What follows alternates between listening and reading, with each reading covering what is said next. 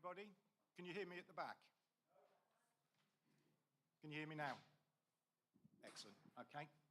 Welcome everybody to tonight's planning meeting. Can I ask all councillors and members of the public to make sure your phones are at least on silent or turned off, please? Callum, can you do the emergency procedures? Thank you, Chair. All meetings shall be adjourned immediately on the sounding of the fire alarm. On hearing the alarm, please leave the building by the nearest emergency exit. On leaving the building, please cross the car park and assemble on the grassed area by the church.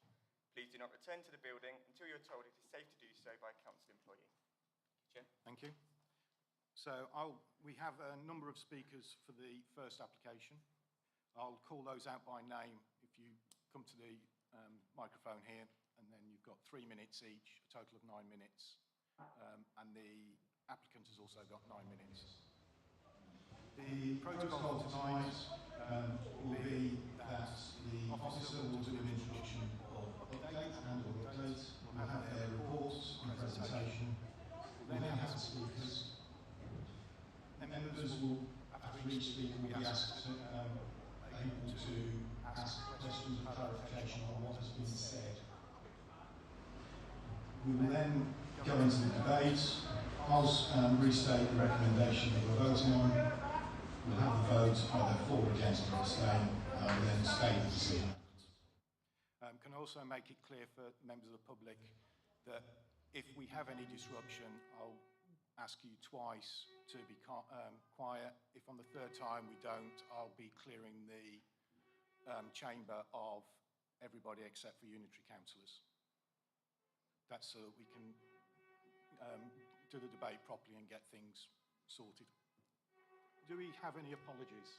Thank you, Chair. We've had apologies from Councillor Jelly, Councillor Dell and Councillor Fedorowicz, with Councillor Marks, Councillor Hakewell and Councillor Tubbs acting as substitutes. Okay. Any declarations of interest, councillors? No? Okay. The minutes of the meeting held on the 31st of March, is everyone...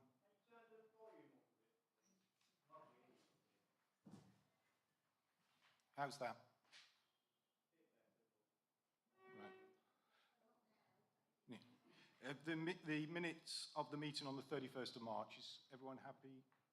Chair, can I just mention that I did send in my apologies by email and they've been missed off? Just be amended, please. Okay. So with that amendment, is everyone happy that they're a true record? Can I have a proposer and a seconder? Proposed by Councillor Carter, Councillor Smith seconding. All those in favour? Against? Abstain? Yeah. To abstain. Thank you. Okay, so on to the first application, KET 2020-0303. Over to you, officers. Thank you. There is an update on this particular application. I apologise, it is quite a lengthy update, so please bear with me while I'm reading it out. Policy site clarification. We have received an additional third-party objection, which in summary relates to matters of policy, including the coverage of the site by local and strategic policies and the lack of a master plan. Officers advise that the first sentence of section 7.3.1 of the Officers' Update Report, page 15, is inaccurate.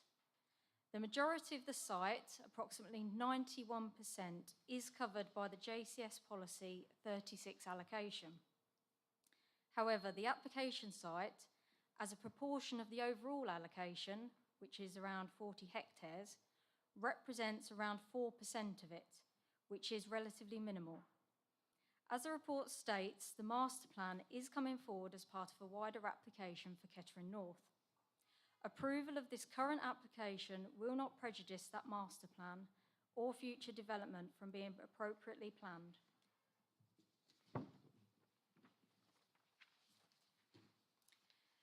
There is an overlap between the Safeguarded Employment Area policy of the Part 2 local plan and the JCS policy 36 allocation. The majority of the application site is within the Safeguarded Employment Area, with only approximately 2.8% of the site being outside of it. The above detail that I've set out does not alter the officer's assessment or recommendation before you tonight. Further objections or comments that have been received. Third parties. There's been another third-party objection received. Most of the comments are already detailed within section 5.2 of the original committee report that you have as Appendix 1. And that's been considered as part of the officer's assessment. One comment not previously made is that the area is overdeveloped and we have enough empty or planned industrial units in Kettering. An email has been received from the occupiers of a property on Weeklywood Lane, which states that a letter has been sent to local councillors requesting that the application be deferred. This was copied to the local planning authority for information and includes matters relating to the master plan, ecology and section 106. An objection has been received from a local councillor stroke third party. Most of the matters raised are covered within the consultation section of the report. Matters relating to the history of the site and alternative sites are also raised. The above matters have been considered as part of the officer's assessment. Kettering Town Council. A comment has been received which in summary relates to future consultations that the local planning authority should give more prominence to climate change and sustainability, and that ecology and environmental reports must be up to date. Officer response. Where future applications are adjacent to the town council boundary, the local planning authority will consider consulting them, taking into account the scale, nature and significance of a scheme. A weekly list of applications is always also emailed to the town council. Sustainability, including climate change, is considered within planning, decision taking and plan making. The local planning authority must make decisions in accordance with the development plan unless material planning considerations indicate otherwise. In this case, the scheme is considered to be in accordance with the development plan. Northamptonshire Badger Group. We have received a comment from the group advising that they've made comments on the wider Policy 36 application, KET 2020-0121, and that these are also relevant to this particular site. There is a badger set close to but outside of this application site. They state that a badger condition would be relevant for any planning. They state that as the ecological survey was done in 2020, it needs to be updated before any decision can be made. It needs to be within the last 12 months. Officer response. The council's ecologist has reviewed the comments of the Badger Group. They've advised that the comments are less relevant to the current application before committee because the site has been cleared and there's very little foraging potential left.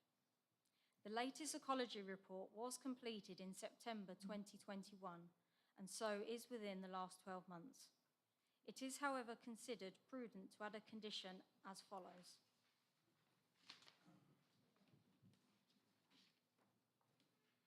Any works in connection with a development hereby approved that would involve the creation of trenches or culverts or the presence of pipes shall include measures to protect hedgehogs, badgers and other mammals from being trapped in open excavations, pipes or culverts.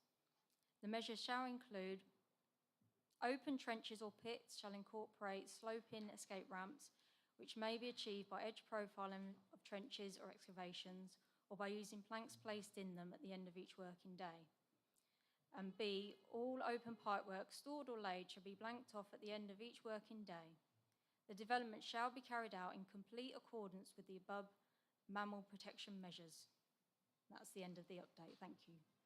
Thank you. So we have our first speaker, Adam Riley. Sorry, Adam. If you can sit back down, I've jumped ahead. The update was so long. Hello, Chair. The application site is situated on the east of North Kettering Business Park as shown on the plan. The application's for the erection of a 7,764 square metre industrial, manufacturing and warehouse building for use class B2 and B8, together with ancillary office accommodation and associated access. The access extends from the Weekly Wood Avenue to the north of the site, and there's a new access road between the existing IM Kelly and this new building. The plan shows that at the rear of the site you've got a proposed service yard and parking space for 78 vehicles, and this plan shows that at the front of the site you've also got an additional 102 parking spaces at the front of the site. The application is an outline application for the principle of the use and access only. All other matters are indicative on the plans and would be considered in further reserved matter applications. The site is 0.09 hectares larger than a previous approved application, KET 2017-0253, that regarded the clearance of the site. The highway officer's comments were considered acceptable, and in the previous committee report of the 26th of August 2021. The application was previously deferred from that committee on grounds of master plan and ecology. As just mentioned in the update, the site falls within policy 36 of the Joint Core Strategy, but there is another live application, KET 2020-0121, which has actually produced a master plan, and that's a separate application to what's in front of us today. And the majority of the master plan site, and indeed the owner of the land, is within the other application and not this one today. In the most recent council policy, in Part 2 local plan, which was adopted in December 2021, the site shows that almost entirely in the safeguarded employment area. So in terms of development plan principle of employment is acceptable. With respect to the ecology, the agent has submitted a preliminary ecological appraisal in October 2021. The conclusion of the report was there was likely low impact on protected species and low wildlife interest at the site. The only species present during the survey was wood pigeon, magpie and crow, which are considered low conservation concern. The ecologist consultant was acceptable to the date of the surveys and has recommended conditions on soft landscape plan, landscape and ecological management plan, and a precautionary condition on badgers.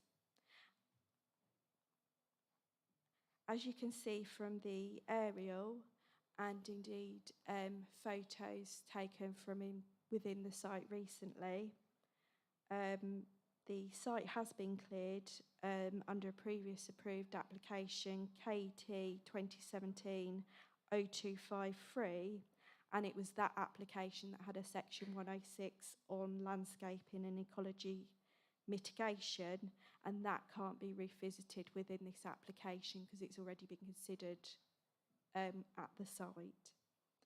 As per the update, the additional 0.09 hectares can be mitigated, and that's something where we're considering the new conditions on landscaping. The applications recommended for approval subject to conditions and section 106 on highway issues, which are within the committee report. That was it, Chair. Oh, sorry. Our ecology consultant is just going to say a few words. Yes, I was asked to just clarify a bit about the biodiversity mitigation. The majority of the site, which was part of the 2017 application, the mitigation for biodiversity loss is covered under the Section 106 agreement, which in which the landowner has until 2023 to comply. That was consistent with the policy at the time. The additional 0.09 hectares, which is for the access, that is being mitigated on the site, and which is required under the current biodiversity policy in the MPPF. So it is a bit confusing because there are these two pieces of land which are kind of governed by different sets of policies. But overall, mitigation is being covered for the entire site.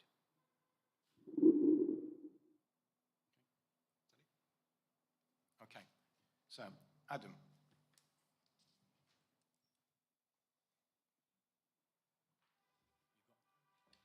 Take some water if you want. You've got 3 minutes when you're ready. I am here tonight to ask you to refuse or defer this application on the grounds of inadequate ecological surveys.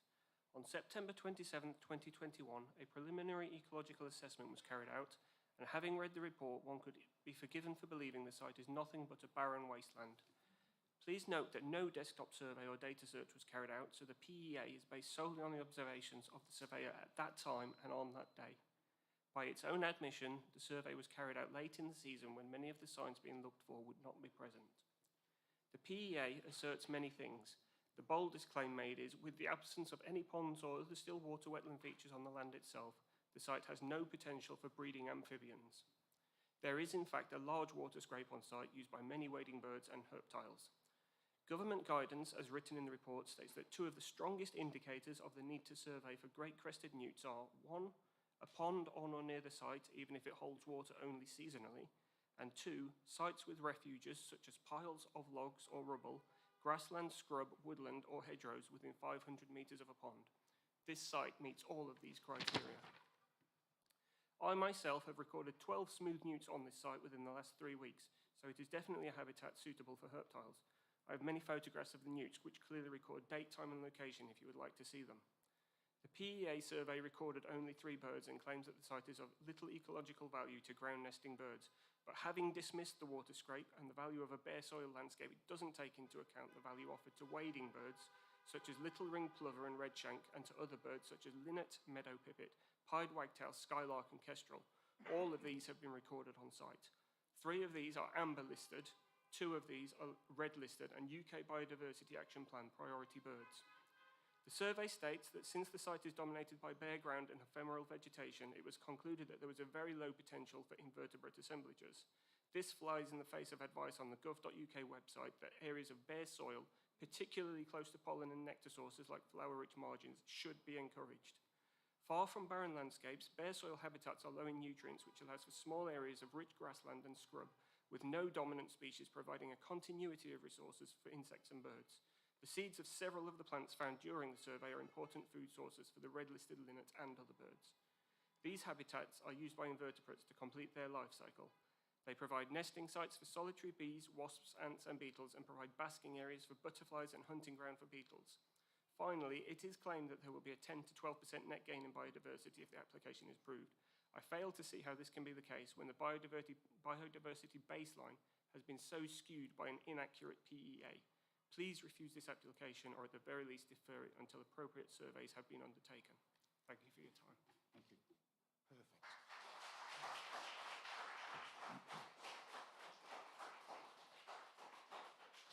Has anyone got any questions or clarification from Adam? Councillor Prentice. Just speak, you don't have to touch it. Yeah, thanks, Mr. Riley. You mentioned that there were species that were registered, but I didn't catch it because the board outside. So, can you just repeat which ones were? Linnets and Skylarks. Linnets and skylarks, both red-listed, both UK priority species. Any other questions? No? Okay, thank you, Adam. Thank you very much. So next we have Frankie O'Dowd.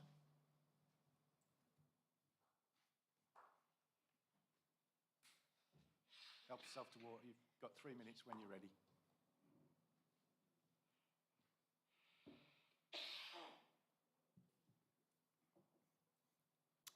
Thank you very much. My name is Frankie O'Dowd. I am not a member of any political party. The Save Weekly Hall Wood campaign has support from across the full spectrum of political parties. We need you to reject this application because it is in the best interest of local people. We elected you to work in our best interests for our local area. We believe that saving Weekly Hall Wood and Meadow is in our best interests, and the 20,000 signatories to our petition fully support this view. Over 500 people a day enjoy walking on the meadow, listening to the birds, jogging through the trees. It is a huge benefit to us and the native wildlife species who live there and eat the flora and insects on the meadow. We need you to reject this application because it does not comply with Policy 36 of the Joint Core Strategy. 91% of this application site is outside the Kettering North land allocation. The application does not comply with Policy 36 of the Joint Core Strategy because the Planning Authority has not agreed a comprehensive master plan satisfying the requirements of Policy 36 for the development of the Kettering North land allocation. The master plan needs to go to strategic planning with a full consultation, not simply allow Buccleuch to dictate what they want. We need you to reject this application because the ecological surveys from 2017 and 2018 are out of date. The application should be refused under Policy 4 of the Joint Core Strategy because if the warehouse goes ahead, substantial and irreversible harm would be caused to biodiversity on the site. The ecological surveys from 2017 and 2018 are out of date. The applicant carried out a walkover of the site in January 2022 in winter. It is not good enough. We've seen redshanks paddling on the scrape, heard grasshopper warblers buzzing in the evening. None of these red list creatures are in their report. We need you to reject this application as the proposed mitigation for alternative areas of biodiversity are a substantial distance away from Weekley Hall Wood and Meadow. If any member of the public wanted to see them, we'd have to commit trespass to do so. Northamptonshire has the third worst record on the number of wildflower species in the country. Losing the meadow would see the eradication from the area of over 50 different grassland species. We need you to reject this application because of the climate emergency. Green spaces that are a natural carbon sink will save us, not warehouses. This council declared a climate emergency. Please act like you meant it.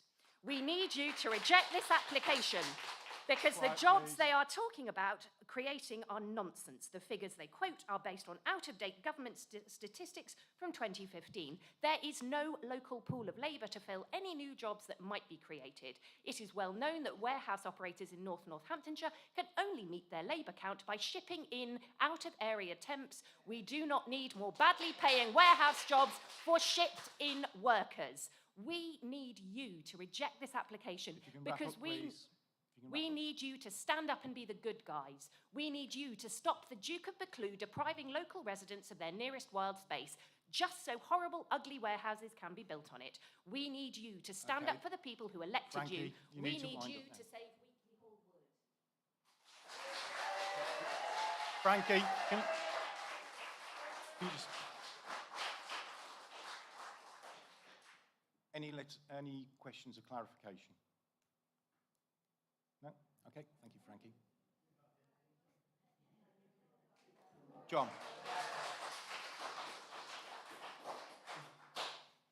And can I just point out, if you're clapping while the speakers are speaking, we can't hear them. So it's kind of counterproductive. If you clap at the end, that would be okay. You've got 3 minutes, John, when you're ready. Thank you, Chair. Thank you, councillors. One of the reasons you deferred this application last August was to seek a master plan for the Kettering North land allocation as required by Policy 36 of the Joint Core Strategy. This arose because most of the 2.14 hectare application site you're considering today falls within the JCS Kettering North allocation, and concerns had been raised that the way the Kettering North area as a whole is developed should not be prejudiced by what happens on this part of it. Since last August, there's been no tangible progress with the bringing forward of an agreed master plan for Kettering North. There is no agreed master plan for Kettering North. It's a really important point. It follows that you should not grant planning permission for this site today or at any time until a comprehensive master plan for Kettering North, as in Policy 36, agreed by the local planning authority, is in place. The application site forms part of the area covered by application KET 2017-0253. This part of that area covers 2.14 hectares and includes the 1.87 hectares of grassland as being within the Kettering North allocation, defined in that previous allocation.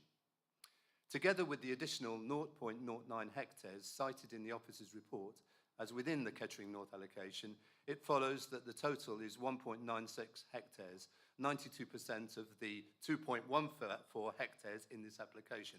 I hope you follow the maths. I think the planning officer is conceding that that's the case. The other 8% of the site forms part of the North Kettering Business Park, which is a safeguarded employment area. The planning officer argues that the local plan part 2 enables the application site to be developed because it is immediately adjacent to that safeguarded employment area, and I.M. Kelly want to extend their premises from the area onto the application site. But 92% of the application site lies within the Kettering North allocation, and without an agreed master plan in place, such an extension would clearly conflict with JCS Policy 36. I.M. Kelly aren't in a position themselves to progress a Policy 36 master plan. That's in the hands of Buccleuch Property, and that master plan will have to cover and make provision for the 1.96 hectares of the I.M. Kelly application site that falls within the Kettering North allocation. There are good reasons, which other speakers have covered, why you should refuse this application.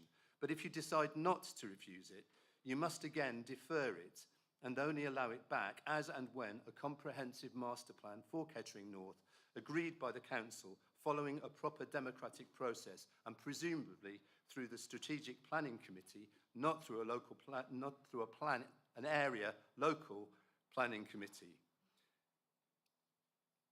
And that should not be, you should not agree any of those applications until up, please, that John. master plan is in place. Thank you. Okay, thank you.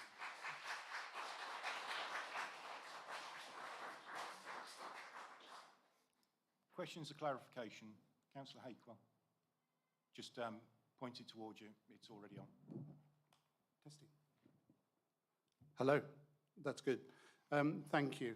I just wanted to ask Mr. Padwick what benefit you see for there being a master plan for this area. Sorry, it's clarification of what is said, not asking for additional comments.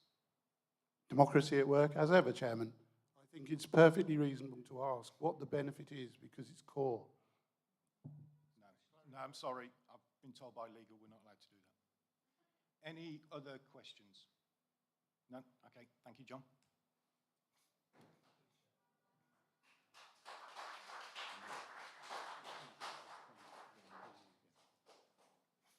Okay. So, Chris Carlisle.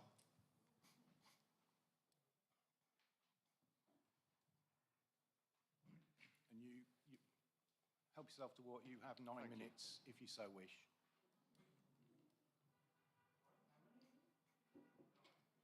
To be clear, both sides of the argument have to have equal measures of time, so the applicant gets 9 minutes because the objectors get 9 minutes. Thank you, Chair. My name is Chris Carlisle. Sorry, Chris, can you just point the microphone a bit more towards you? My name is Chris Carlisle. I'm a Chartered Planning and Development Surveyor, Director of Decorum Estates and agent for the applicant I.M. Kelly Holdings Limited. For clarity, Buccleuch are no longer involved with the application. I.M. Kelly are a homegrown, successful, Kettering-based automotive business committed to North Northants, having expanded into Weekly Wood Avenue in 2019. They currently employ 220 staff. The application site lies adjacent to their existing facility, thereby offering operational benefits. The proposed facility will create a further 150 jobs. These do include warehouse, but are predominantly production and office staff. The site is allocated for employment uses within the local plan and is brownfield, having been subject to a 2017 implemented consent for earthworks and drainage to facilitate future development. The site is no longer a meadow. Since the deferment of the application in August 2021, the matters raised have been addressed as follows. An up-to-date ecological assessment in line with government requirements has been undertaken, which concludes a low impact on protected species and low wildlife interest. As the officer mentioned, we have increased the amount of ecological mitigation by way of compensation grassland, which has been accepted by the council's ecologist. Notwithstanding it is outside our control, A revised master plan for the wider land allocation, re Policy 36, has been submitted to the Council for reconsultation. Our application site comprises only 4% of this total area. Whilst we applaud and support the general principle of protection of greenfield and unallocated sites, we would reiterate the site is allocated for employment uses. The site is brownfield, not a meadow, of low wildlife interest, and should not be confused with adjacent applications coming forward for consideration by the authority. Provision for the replacement of grassland and hedgerows lost during the earthworks has already been legally secured by the authority via a Section 106 agreement following similar representations at that time. The amount of ecological mitigation has been increased since last considered. The application has an officer's recommendation for approval, which is cognizant of the authority's adopted policies. Finally, I am Kelly R, as a business, committed to the proposed landscaping improvements and biodiversity offered as part of any future Reserve Matters planning application coming forward. Thank you. Thank you. Does anyone have any questions or clarification? Okay, Councillor. Two things, really. One is, what do you define as low impact? And the second question is, I've got a copy here of the Section 106 from 2017. Has that all been delivered? What I consider as low impact is not what I consider as low impact, but what the ecological survey and the council's ecological officer deem to be. And in terms of the Section 106 agreement, I believe the final date for implementation is sometime in 2023. If I could just come back, what has been delivered was my question, not when the final date was. I'm not aware of anything sorry, that's been delivered so far. Yeah, that's probably a better question for the officers, Councillor Acorn.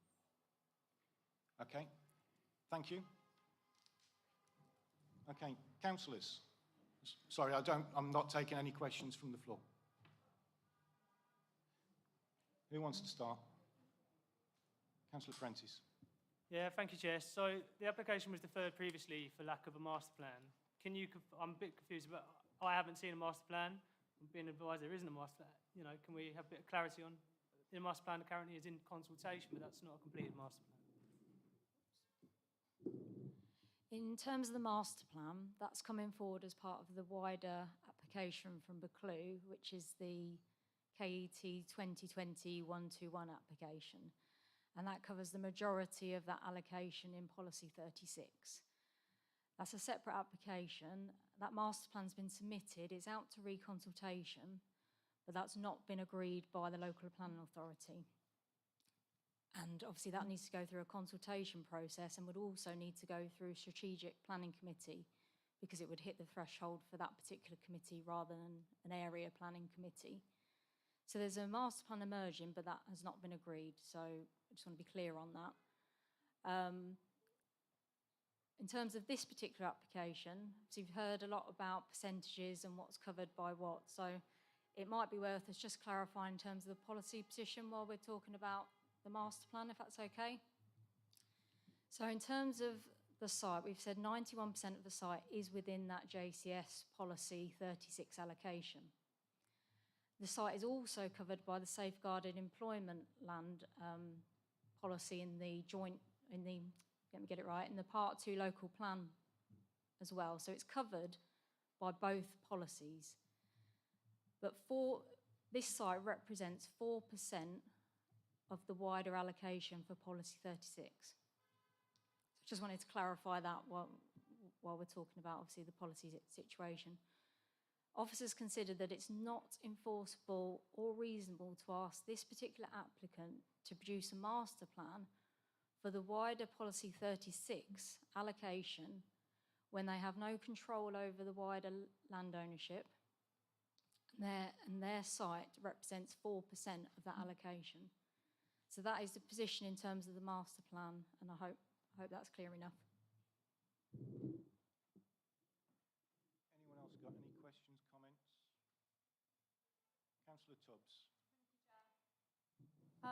I just had a question about the ecological surveys. So the document that was available had a kind of different dates all over it. I just wanted to check when was the actual date and just to clarify how many days it was. Thank you. Yes, it appears that they've put the wrong date on the cover. The survey, according to the report itself, and it's stated in numerous places, was done in September 2021.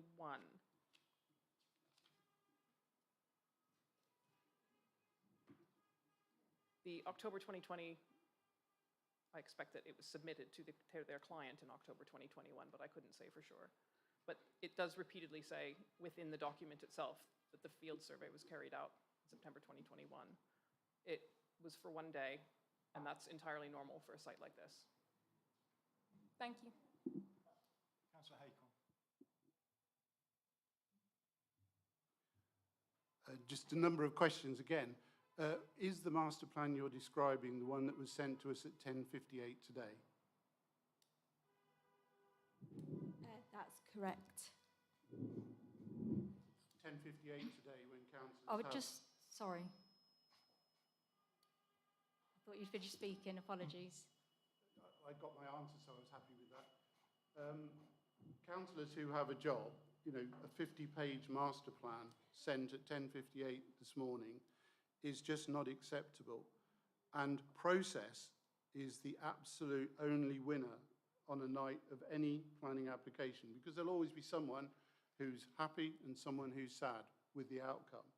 But the only thing that everyone should be able to agree on is the process.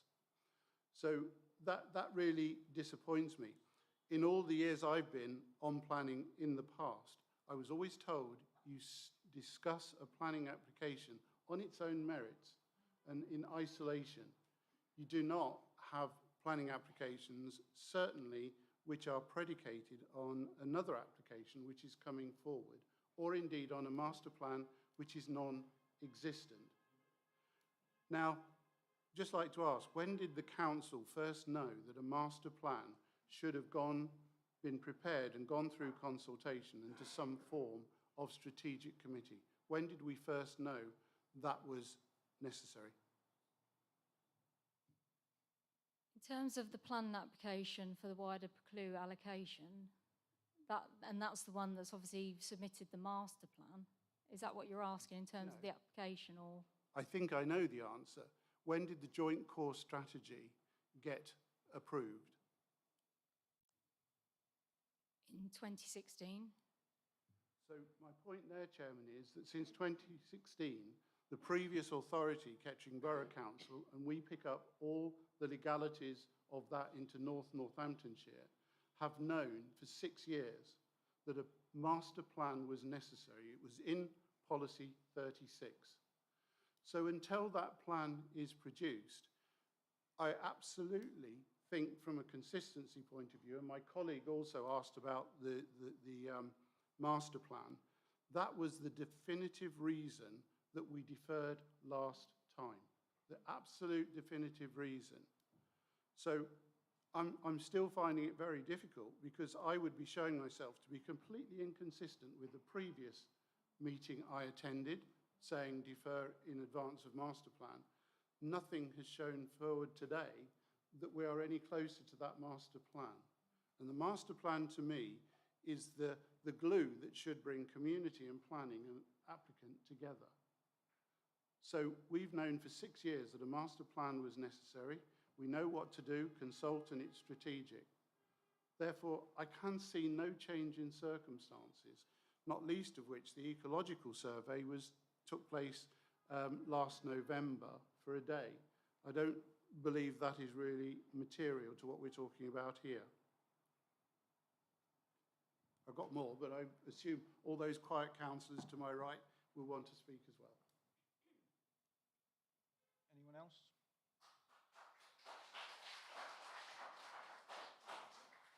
Councillor Prentice.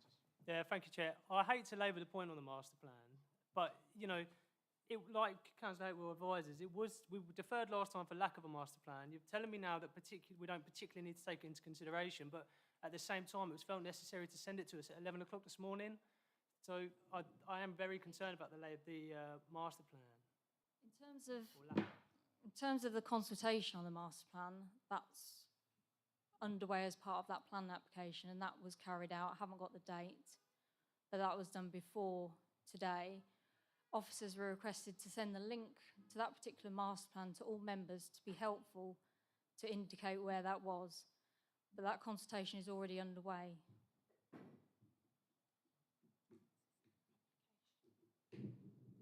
Councillors, do you want to carry on then, Councillor Hagel? Yeah, it's exactly the same point. We cannot predict the outcome of the consultation of the master plan.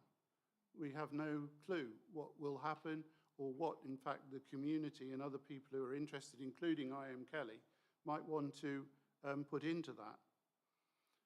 In the dialogue, there is a LEMS, local, ecological, whatever it's called, a LEMS. Is there a full report of that, or is in the papers tonight all that we have about that LEMS? Are there other papers?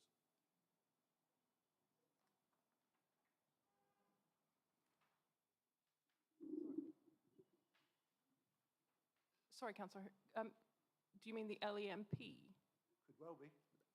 Landscape and Ecological Management Plan? Yes, and that's a standard thing. Whenever we have landscaping or habitat to be delivered on a site, the landscaping plan shows what is going to be planted. The LEMP, the Landscape and Ecological Management Plan, says how that is going to be managed over time, and that's to ensure that the correct management regime is applied. I note that there's something that you just grabbed, the Section 106. Yes, that is for the clauses in the Section 106 relate to the mitigation that was secured in 2017 for the main part of the site. And so that, I guess, it has until I believe it's the 17th of July, 2023. The LEMP, which I've recommended for this, is for the mitigation for the additional piece, the access that was not actually considered as part of the 2017 application. That's why I've said the site is almost in two pieces in ecological policy. And that's why, so the LEMP that I've recommended for this application is to manage the grassland to be delivered as mitigation for the access, which hasn't previously been considered. And therefore, through you, Chairman, where is that to be delivered? That grassland is to be delivered on site as part of landscaping. So whereas, for example, most industrial applications, they would go with something like an amenity grass, a lawn that they could just mow. We've improved that to a species-rich grassland that they will actually be able to manage over time Within the application site. So that will be managed. So do we know what of the Section 106 2017 has actually been delivered as opposed to waiting until the last moment? No, we don't. Did you want to? Go on, carry on. So I just really going through, if we don't have a properly engaged with master plan, we are actually leaving out the key crucial group of people who we represent, both as elected members and as officers who've gone through their professional care, and that is the community. There may be, well, lots of things that the community would like to put into that master plan, and we are basically ignoring that. But if we go to the 4%, can I ask, Chairman, if 4% is, well, it doesn't matter, at what point of percentage would you get to the point where it did matter? Because we're being told 4% doesn't. At what percentage do you get to say, actually, this does matter and we should stop? That's perhaps planning officer's response. I don't have a specific percentage, and we have to, as you earlier stated, consider each case presented to us on its merits. And the case before us tonight represents 4% of that allocation, and that's obviously what we're looking at this evening. Officers have, as you say, given their professional opinion regarding the master plan, and we believe that a approving this application tonight will not prejudice that master plan coming forward or that development being appropriately planned or taking into account the local views of the community. But obviously, it's over to the committee to weigh up what we've presented tonight, what they've heard tonight, and to make a decision on that basis. Councillor Elliott, did you have your hand up? Yeah, thank you, Chair. You know, I am the ward councillor for this area. I've had loads and loads and loads of people approach me about this report and these plans. And although I fully understand that I can't refuse an application based on how popular it is. You know, this report is not airtight, and we've got confusion over the ecology report, confusion over the master plan. It's too ambiguous as it stands, and I wouldn't be doing my residents a service if I approve this, so I will not be supporting this application.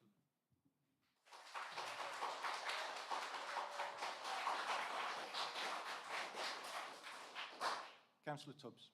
Thank you, Chair. So I think this is a question for the officers, but so there was a letter from the Northamptonshire Badger Group that said that there was badger sets inside the site. I don't know whether that's correct, but the findings of the ecological survey say the complete opposite. So at what point does that get taken into account? Does it get taken into account what the Badger Group's letter said? Happy to hear the answers. Thank you. The Badger information is redacted from the public documents under the ecological information regulations, the environmental information regulations, and that's to protect the badgers from persecution. The Badger Group has, however, provided the specific grid reference of the set, and there is no set on site. There is a set nearby, and it's possible the badgers from that set might commute through the site. But the set itself is not. Badger sets sometimes don't get picked up in surveys. So yeah, it's something I will be looking at, and I do rely on the Badger Group sometimes for reasonableness checks when it comes to badger issues. This is the first warning. Thank you. But yes, they have provided the down to 10-meter square of where it is. I've seen that grid reference, I've checked where that is, and it's not close to the site in that sense. 30 meters is a typical buffer for a development site with badgers, and it's well beyond 30 meters from the site. And to be clear, the update does say it's close by, not on. Sorry, the update does, but the letter doesn't, so the update didn't necessarily summarise. Councillor Carter. Yeah, I feel that really we should have another survey on this, because I think we really need to pick up what is on there. I think we're lacking proper survey.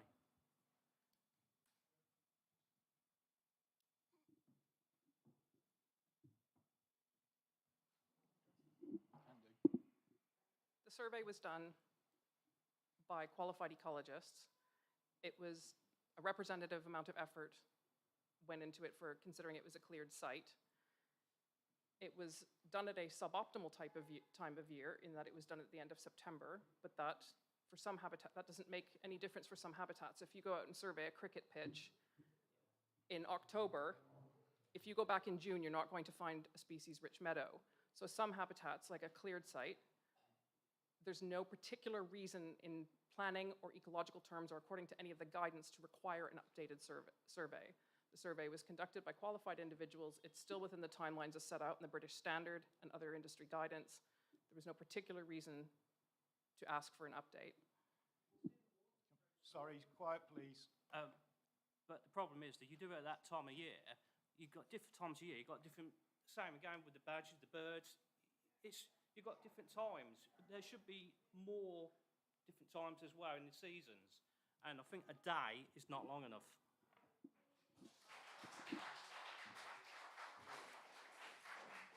I can just reiterate what the officers said, that it was done as per guidelines. So if we're... Quiet, please. Just a follow-on point from Councillor Carter's, I don't think this is working. Yeah.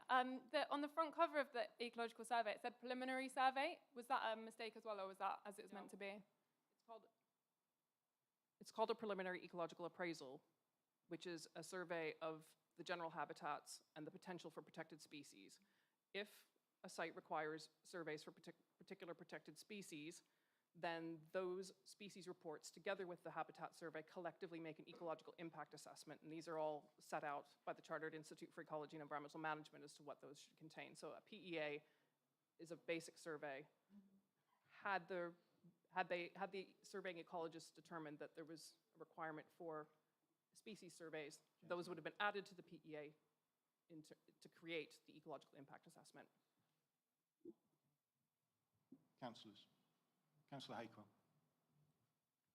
Just like some advice from our legal officer, can we determine a planning application which requires mitigation on land over which the applicant has no control?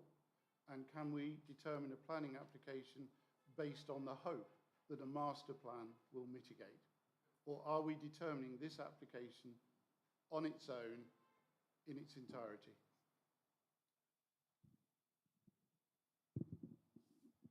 Chair, I think the planning officers have confirmed that the majority of the off-site mitigation is secured by the 106.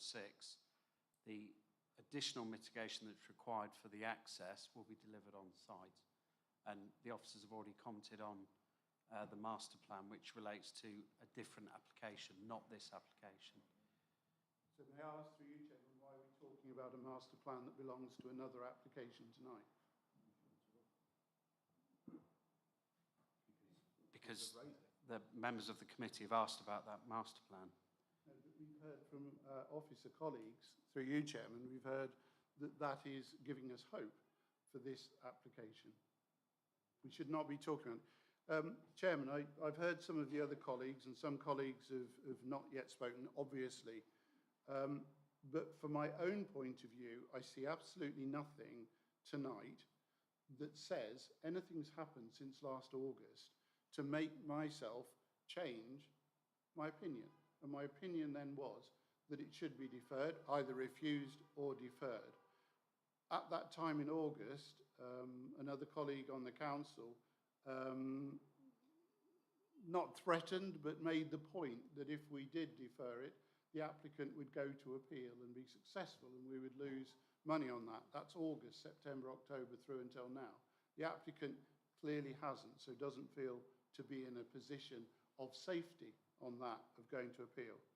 So I would like to move that this application be refused on the basis that it cannot be part of a master plan which is yet to go through this council's processes. I've heard what other colleagues have said, and they said they can't support. So I'd like to move that this application be refused, and I'm open to someone saying change refused to deferred again, on the basis that it does not conform to any master plan that is yet to be created.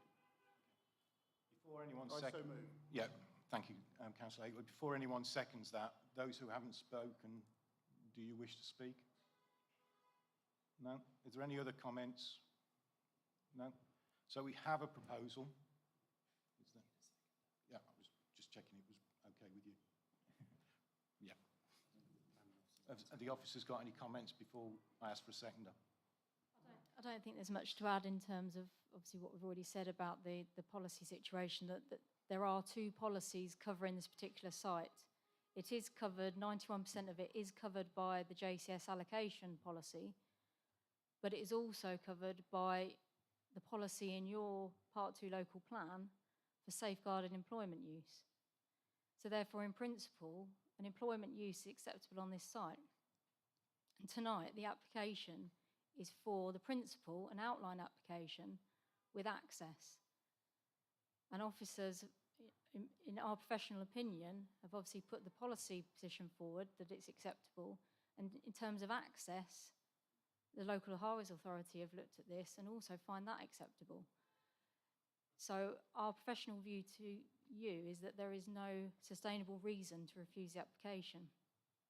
And you've obviously heard all the points from the ecologist as well tonight. So I won't say any more than that, and I'll leave it there. this thing works or not. Does it work? Well, so we've been told by all the professionals that there's no material planning consideration to refuse or defer. So essentially, if we refuse or defer, we're telling the applicant to appeal and destroy it for no reason. Through you, Chairman, when someone moves a motion, the next objective is not to have open the debate, is to have a seconder. I wanted to make sure that those who hadn't spoken get a chance to speak before then.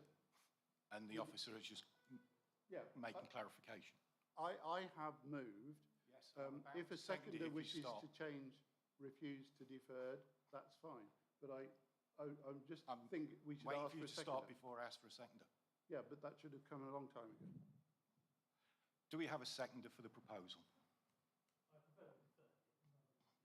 Sorry? I prefer that we deferred it, if I'm honest with you. Then, Chairman, I would change my motion to defer from refuse. Okay. So we have a proposal. Are you happy with the planning considerations on that proposal? What would be the reasons for deferral? What would we be going back to seek, or what would the applicant be doing in terms of the deferral? So we're clear. The report that we've been presented with is Councillor wrong. Elliott, let the proposer speak, please. The reasons would be exactly the same as they were last August. In the absence of a joint core strategy master plan for this area of development around Kettering, this application, which encroaches on part of that, cannot be determined. It can only be determined when the master plan is in place and the applicant and any others can then patch their plans into the master plan. So it's exactly the same as it was before, and if it was good then, it's good now. Okay. Do we have a seconder for to defer? Councillor Prentice. Okay. Those in favour of the recommendation, or the proposal put forward, sorry, for deferral? That's 3. Those against? So that proposal has fallen. So we have the proposal in front of us, if no one else has got anything to speak, for recommendation. Can I still ask another question? Sorry, I wanted to ask another question. 5.6 of the report from NNC Fire and Rescue recommends conditioning hydrants, etc. But I don't see that in, apologies if I've missed it, but I don't see that condition. And obviously that would need to be done in conjunction with Anglian Water. It's not a very simple job. Normally that would be a matter of detail, so it would come through reserved matters, but if members wanted a particular condition added, then obviously we can pick that up as part of your proposal. Yeah, thank you. I think if the Fire and Rescue Service have recommended the hydrant and sprinkler survey, I think we should condition it, please. Do I have a second for that? Yeah, okay. So we also had where's it gone? The recommendation in the update for conditioning about badgers. Is that in the conditions already, or is that an additional? It's an additional condition that we're recommending. So I propose that we add that condition as well. Okay. So with those 2 additional conditions, the recommendation is approval of the application. All those in favour? Oh, sorry, we need a proposer and a seconder. So proposed by Councillor Smith, seconded by Councillor Marks. All those in favour? That's 5. Against? Yeah, 3. Sorry, I'd like my vote recorded against. 3 against. So that application is approved. Okay, thank you. Thank you. Right. So that application has been approved. We're going on to the next application. If you wish. Yeah, we're going to have a 5-minute break while the chamber clears.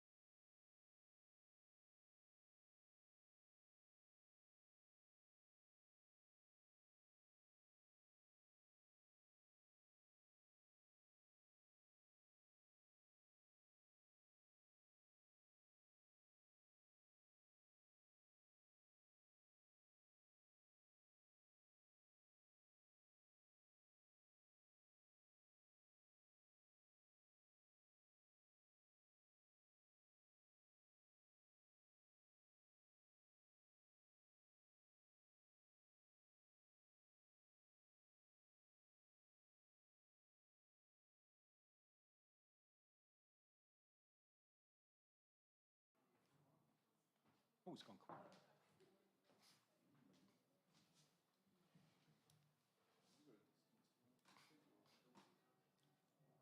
Okay, everybody. So we'll resume once Councillor Smythe has got his drink. No rush. Can you all still hear me at the back? Excellent.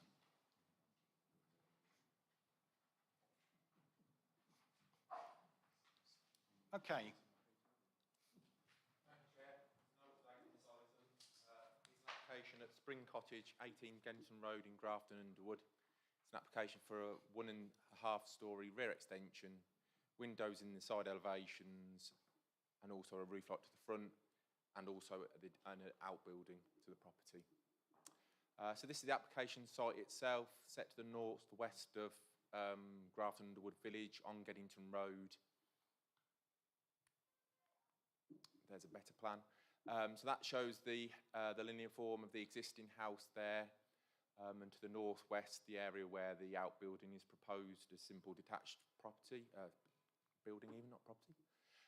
So these are the proposed elevations of the scheme. I'll use the pointer to point out what's proposed.